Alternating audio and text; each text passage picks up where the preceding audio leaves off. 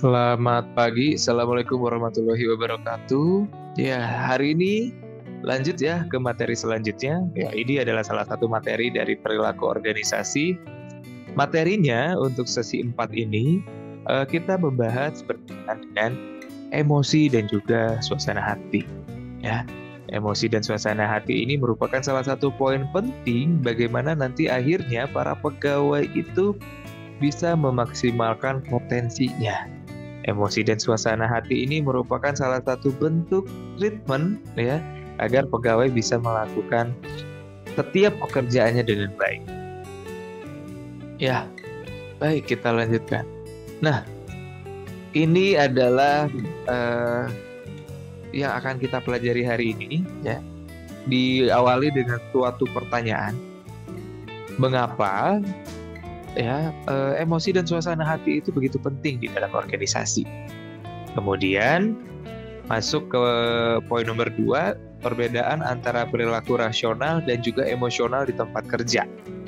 Terakhir, dampak emosi terhadap produktivitas dan hubungan kerja irasional. Ya, jadi 3 poin ini yang akan kita bahas ya. Mengapa ya emosi dan suasana hati itu begitu penting di dalam organisasi, dan juga perbedaan antara perilaku rasional dan juga emosional di tempat kerja itu seperti apa, dampak emosi terhadap produktivitas dan hubungan kerja. Kita bahas dulu ya.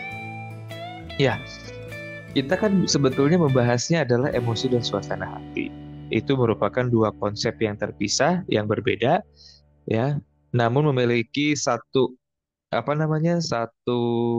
bentuk ya, satu bentuk sinergi ya antara emosi dan suasana hati, yang sebetulnya kedua konsep ini adalah salah satu yang ketika prakteknya itu 2 hal yang sulit untuk dipisah. Ya, baik. Nah, ketika kita berbicara emosi, kalau kita lihat secara konsepsi definisinya, merupakan perasaan intens yang ditujukan kepada seseorang atau sesuatu. Ya, karakteristiknya 1, durasinya singkat, kemudian terarah, tapi ada penyebab spesifiknya sehingga orang merasa emosi. Nah, ya, kemudian emosi itu disertai dengan ekspresi fisiologi. Salah satunya adalah ekspresi wajah. Ya, ketika senang seperti apa mukanya, marah seperti apa, takut seperti apa, jijik seperti apa, seperti itu ya. Jadi emosi itu karakteristiknya itu singkat ya, kemudian terarah. Ketika berbicara terarah berarti ada penyebab spesifiknya gitu ya. Kemudian juga disertai dengan ekspresinya ekspresi fisiologis. Salah satunya adalah bentuk ekspresi wajah. Bisa marah, kalau marah bentuk mukanya seperti apa, senang seperti apa, takut seperti apa, jijik seperti apa. Nah, itu emosi. Beda dengan suasana hati. Nah, suasana hati itu seperti mood ya. Kadang kita ketika melakukan suatu pekerjaan, wah ini saya lagi tune in nih, saya lagi moodnya bagus, saya mau ngerjain dari awal sampai akhir. Gak kerasa tuh, dari pagi jam 10, jam 3 baru selesai. Ya, nah jadi mood itu adalah perasaan yang lebih lembut dan bertahan lebih lama. Ya, kemudian karakteristiknya yang kedua, tidak selalu memiliki penyebab yang jelas. Ya, jadi bisa saja tidak teridentifikasi, unidentified. Ya, kemudian tidak seintens emosi, tapi mempengaruhi persepsi dan juga keputusan. Ya, nah, tapi ini suasana hati itu tadi ya bisa bertahan lama. Tadi ketika saya mood atau sedang fokus-fokusnya nih untuk mengerjakan tugas jam 10 sampai jam 3 tanpa ada gangguan, nah itu bertahannya lebih lama. Benar, kalau emosi durasinya sangat singkat. Contoh misalkan suasana hati itu salah satu yang bisa saja tidak teridentifikasi adalah perasaan sedih tanpa sebab yang jelas. Ya, suasana hati positif saat cuaca cerah, gitu ya. Nah, itu suasana hati. Ya, kita lanjutkan lagi ya supaya bisa terlihat nih perbedaannya antara emosi dan suasana. Ya, jadi emosi dan suasana hati ini apabila kita lihat dari berbagai aspek ya. Yang pertama ada aspek intensitas. Jadi ketika seseorang emosi itu sebetulnya emosi itu sesaat ya. Jadi intensitasnya tapi tinggi. Suasana hatinya rendah hingga sedang kalau misalkan berbicara intensitas. Masuk ke aspek durasi. Aspek durasi ini sudah tentu ya, emosi singkat, suasana hati lama. Ya. Kemudian ada aspek spesifik. Emosi ada penyebabnya. Suasana hati tidak begitu jelas penyebabnya seperti apa. Ya. Kemudian juga aspek ekspresi, kalau emosi jelas ekspresinya ketika marah mukanya marah gitu ya. Ketika senang mukanya senang. Kalau suasana hati itu sebetulnya sulit untuk bisa kita lihat.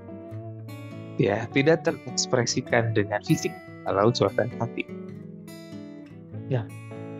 Kemudian apabila kita diaplikasikan ke dalam tempat kerja, dunia kerja, kita perlu tahu ya sumber emosi dan mood itu di tempat kerja dari mana aja. Yang pertama ada kepribadian dan juga interaksi sosial. Inilah yang sebetulnya akan mempengaruhi emosi dan mood di tempat kerja. Ada juga stres kerja dan lingkungan fisik, ya, tekanan yang tinggi gitu ya di dalam pekerjaan. Kemudian juga lingkungan fisik ya, lingkungan fisik itu misalkan tempat yang nyaman, ya, sirkulasi udara yang cukup, itu mempengaruhi emosi dan suasana hati. Kemudian sumber emosi dan suasana hati ada jadwal kerja dan juga kelelahan. Ya, jadi biasanya ketika pegawai merasa lelah, supaya semangat lagi harus diapakan? Ya, jangan disemangati ya, tapi diberikanlah waktu untuk istirahat. Ya, karena obat lelah itu adalah istirahat. Ada faktor biologis atau hormon ya. Ya, kadang untuk yang perempuan tiba-tiba moodnya berubah-berubah ya ketika hormonnya sedang tidak stabil atau sedang datang bulan. Biasanya ya untuk wanita biasanya akan mempengaruhi ya terkait dengan suasana hati. Ya, berbicara emosi dalam konteks organisasi ya, emosi itu ternyata mempengaruhi pengambilan keputusan. Emosi itu juga bisa menjadi salah satu faktor mempengaruhi terkait dengan kreativitas. Emosi juga ternyata positif ya, bisa menjadikan motivasi bagi seseorang. Emosi ternyata juga bisa berdampak buruk, bisa menciptakan konflik ya, tapi juga bisa membangun kerjasama tim.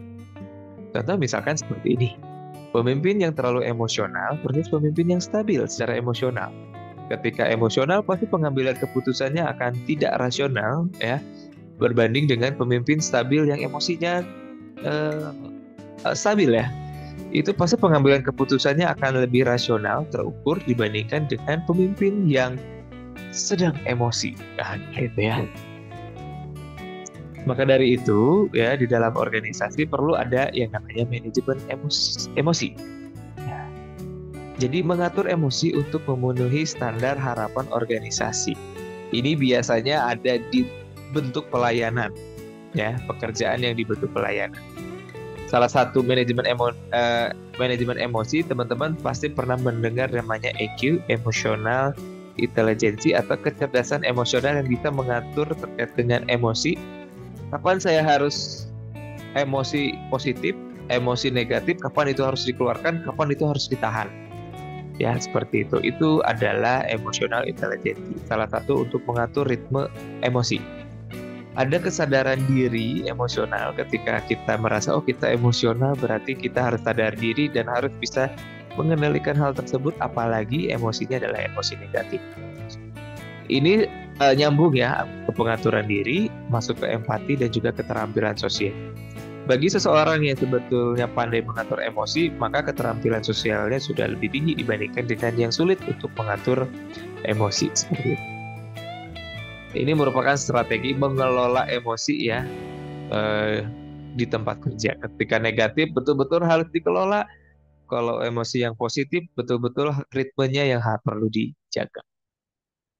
Nah, masuk ke dampak suasana hati di tempat kerja. Kalau suasana hatinya positif, ya, Anda sudah tentu akan meningkatkan kreativitas dan kerjasama, memperbaiki penilaian terhadap orang lain. Ketika suasana hati negatif, ya menurunkan motivasi, sudah tentu ya menyebabkan kesalahan dalam pengambilan keputusan.